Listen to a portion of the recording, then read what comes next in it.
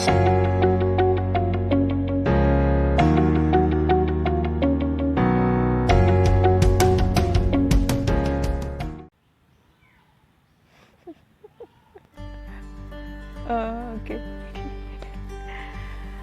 Hai, saya perempuan desa. Hari ini saya kembali mau titip cerita.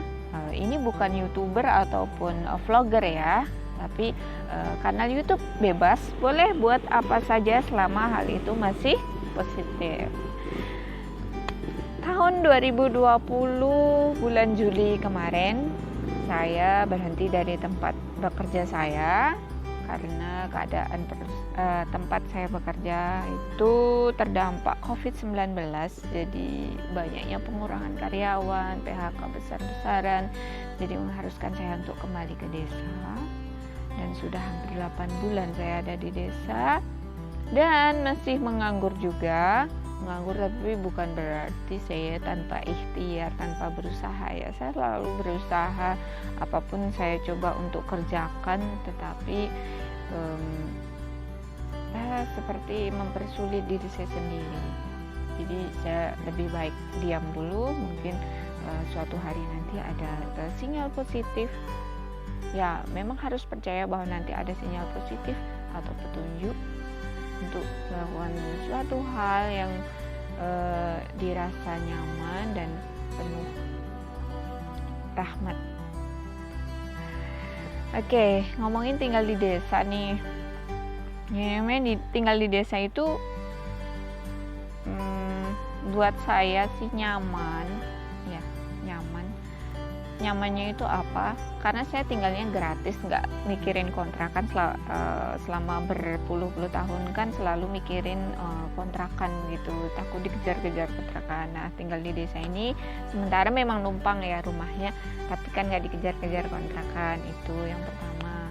Yang kedua, dari suasana dan pola hidup di desa itu tidak menuntut macam-macam. Jadi kita hidup tuh biasa-biasa saja. Yang penting kita orangnya damai, rukun.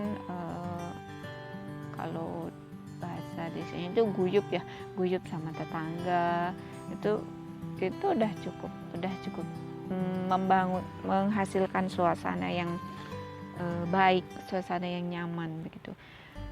Hanya yang nggak nyamannya tinggal di desa itu adalah memang kita yang namanya informasi atau hal-hal terbaru itu memang terlambat ya sampai desa itu.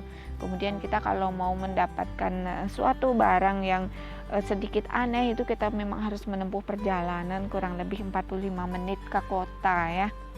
Jadi saya itu kalau mau ke kota itu harus naik motor kurang lebih 45 menit, kalau pakai mobil juga hampir 1 jam. Itu pun kalau lancar ya, karena kan medannya itu kan naik tuh karena ini posisinya di pegunungan. Kalau kita mau ke kota itu kita turun, kemudian kalau misalnya kita mau pulang itu naik. Nah itu mengerikan kalau menurut saya, mungkin karena belum biasa. Sebenarnya aslinya dan basicnya itu orang desa, tapi masih harus menyesuaikan kembali sama medannya, sama suasananya. Terus hidup di desa itu benar-benar memang sebenarnya menantang juga ya, karena ada nyamannya tapi juga merasa tertantang gitu. Tertantangnya itu ya di desa itu lebih hidup gitu. Segala sesuatunya itu perlu perjuangan. Kalau yang namanya mau bertahan di desa itu kita harus, kalau saya melihat banyak contoh ya, satu harus punya modal finansial. Kalau nggak punya modal finansial yang cukup begitu, itu harus untuk buka usaha ya. Itu kita benar-benar nggak ada penghasilan, itu yang pertama. Yang kedua, modal pendidikan yang saya maksud tuh sarjana. Jadi minimal bisa menjadi guru. Nah di sini kebanyakan di desa itu kalau punya pendidikan sarjana kemudian bisa menjadi guru, itu mereka pekerjaannya bagus. Kemudian yang punya warung gitu juga bagus, sama usaha-usaha lainnya. Tapi itu semua kan butuh modal ya. Kalau yang Yero nggak ada modal sama sekali, nggak bakalan bisa.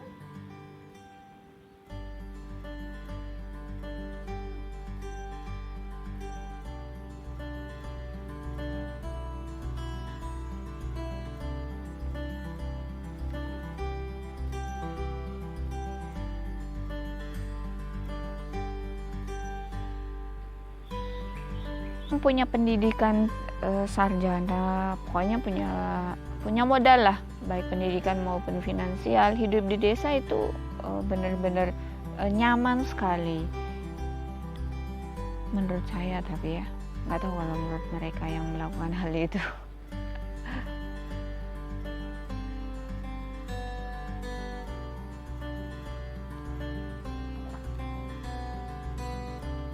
Tapi memang iya sih, kalau saya perhatikan ya nyaman gitu, enak, udah mempunyai pekerjaan tetap, punya usaha, itu mereka bisa hidupnya itu bisa tenang gitu di desa. Tapi kalau yang tanpa apapun seperti saya ini, ya ini jujur aja ya, karena memang saya zero tanpa apapun gitu ya. Kalau nggak pergi ke kota, jujur saja nggak bisa ngapa-ngapain gitu, nggak bakalan punya apa-apa gitu. Bahkan makan pun buat beli kuota aja nggak bisa gitu, nggak ada gitu kalau nggak pergi ke kota gitu. Karena perputaran ekonomi itu memang di kota. Makanya orang-orang di desa itu kebanyakan merantau, karena memang di desa itu kalau nggak punya modal ya nggak bisa ngapa-ngapain gitu. Kebanyakan memang urbanisasi, jadi yang di rumah-rumah itu kebanyakan para bapak-bapak dan ibu-ibu, para mbak-mbaknya atau mas-masnya itu jarang, pasti pada pergi ke kota. Jadi ya bersyukur saja ya hidup di desa. Nanti pasti juga ada sesuatu yang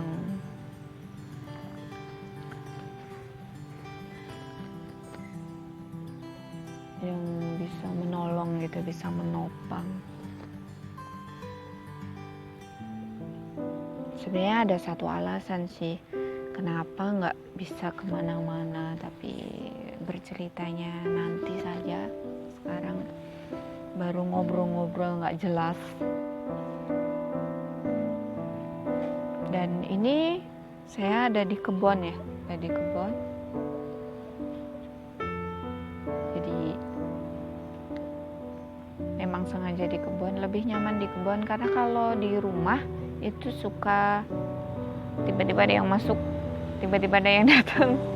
Jadi lebih baik di kebun, nggak ada yang ganggu. Ya paling yang ganggu ayam-ayam aja, tapi untungnya ayamnya nggak ngedeket, cuman berisik aja di situ cari makan. Nah, apalagi ya hal-hal yang nyaman di desa itu? Ya buktinya saya bisa melewati selama 8 bulan dengan baik-baik saja. Berarti itu tandanya nyaman sebenarnya di desa. Jadi kalau yang mau tinggal di desa jangan takut. Yang penting punya modal buat mengolah uang, dan kemudian uang itu ada hasil yang setidaknya bisa buat makan. Toh yang namanya biaya pendidikan di desa itu kan nggak seperti di kota. Biaya pendidikan di desa itu saya kurang tahu sih sebenarnya, sepertinya gratis ya, gratis. Kemudian kalau yang namanya sekolahan itu ada favorit dan enggak. Saya sebenarnya nggak paham ya perbedaan antara sekolah favorit dan enggak itu bedanya apa. Prestis kali ya. Kalau nggak prestis ya mungkin kesan, ekspektasi. Jadi yang penting gimana orang tuanya membantu belajar di rumah begitu. Nanti si anak juga pinter kok meskipun sekolah di sekolahan yang biasa.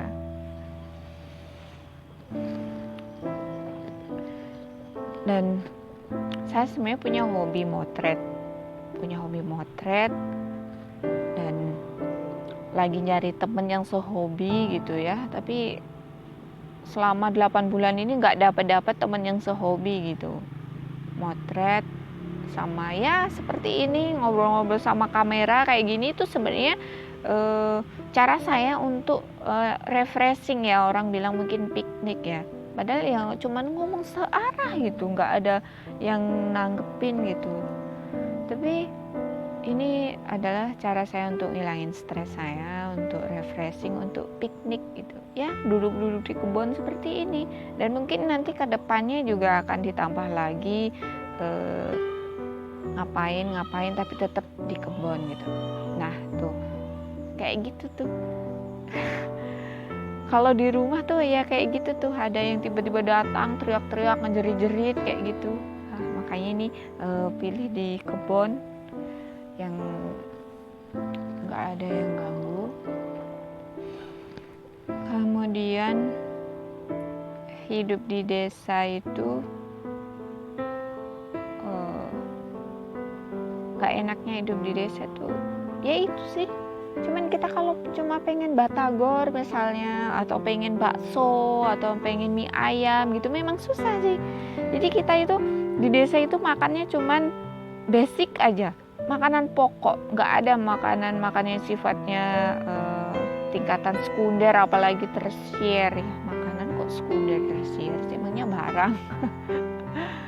Jadi di desa itu makan nasi, sayur, sama lauknya juga tempe tahu, kerupuk. Paling mewah itu paling telur. Terus kalau mau ikan itu susah belinya, harus ke kota dulu. Mau ayam harus ke kota dulu. Memang sih bener-bener gimana ya. Tapi jadi vegetarian kali ya, jadi vegetarian. Ya ada positifnya juga sih, jadi vegan gitu ya. Cuman ya orang bilang sih jadi kayak kurang nutrisi mungkin ya, tapi ya enggak juga sih, karena sebenarnya saya sangat percaya sugesti. Kita mau makan enak sekalipun, tapi kalau perasaan kita lagi nggak tenang, kita banyak pikiran, tetap nggak akan bikin kita sehat, tetap akan bikin kita kurus. Tapi kalau kita makannya cuman biasa, misalnya cuma nasi, sayur biasa, itu juga sayurnya hasil dari kebun, kemudian makannya tahu tempe, itu udah. Tapi kalau pikiran kita tenang, pikiran kita nyaman, udah tetap bikin sehat kok, bikin gemuk. Buktinya saya di rumah, ketika saya baru datang, berat badan saya 42 kilo. Setelah di rumah 2 bulan naik 2 kilo, dan sampai sekarang naik 2 kilo lagi. Sepertinya saya sekarang sudah 45 sampai 46 kilo. Nah itu kan berarti membuktikan bahwa yang mempengaruhi kita sehat atau tidak adalah sugesti dan perasaan dari diri kita sendiri. Itu menurut saya sih, nggak tahu menurut orang. Dan kadang orang juga makan terlalu dipikirkan sih. Kalau saya makan juga sebenarnya nggak perlu kalau nggak lapar. Jadi kalau buat saya itu makan itu adalah jamu. Jadi kalau ketika udah pusing-pusing, klieng-klieng gitu, nah baru makan. Kalau enggak ya enggak, males sebenarnya makan itu.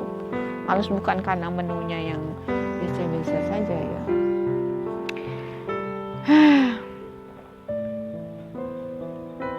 Kayaknya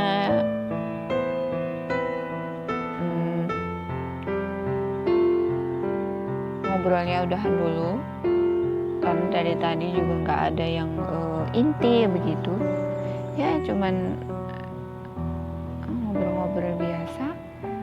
Mungkin besok mau dilanjutin lagi, mau aktif untuk ngobrol-ngobrol ya, entah faedah atau unfaedah nggak tahu, tapi yang jelas ada hal positifnya buat saya tuh kayak yang lega gitu, jujur aja kayak gitu. Karena ya nggak ada teman buat cerita, nggak ada teman buat ngobrol. Oke, saya Perempuan Desa, terima kasih. Salam manis, salam sehat.